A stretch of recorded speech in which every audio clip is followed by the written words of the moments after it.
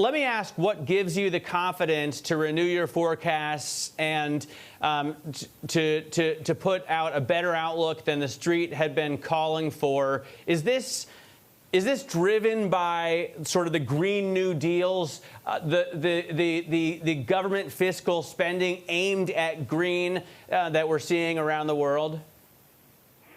Good morning. Thanks for having me. And I think, first of all, the confidence to put and reinstate the guidance comes from a solid quarter performance of my 26,000 colleagues around the world.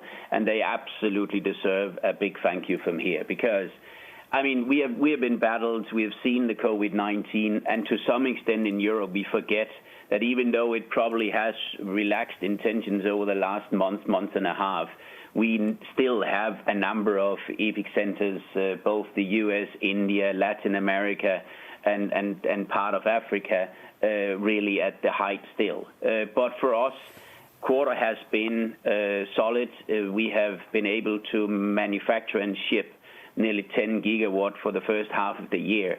And that gives us the confidence of that we look into the second half of the year with maybe a bit higher than usual risk due to the COVID-19, but also put guidance in place that is 14 to 15 billion on the top line and 5 to 7% in EBIT.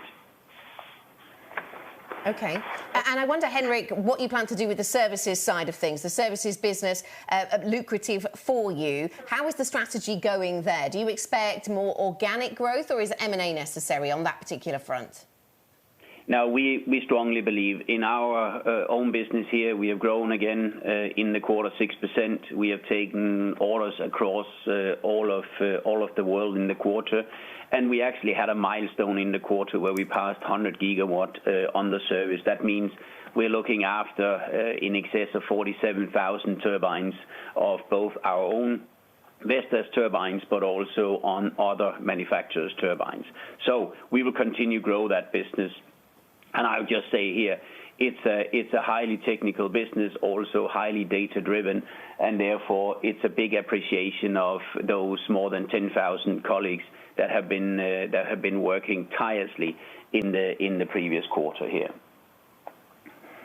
Are you seeing? You know, we hear a lot about countries, governments that are spending more to help the economy recover post-COVID and also aiming it at green initiatives. But are there other countries, are there other governments that are having to back away from renewable energy as they focus on repairing their economies, you know, falling back on easier, cheaper, and dirtier power sources?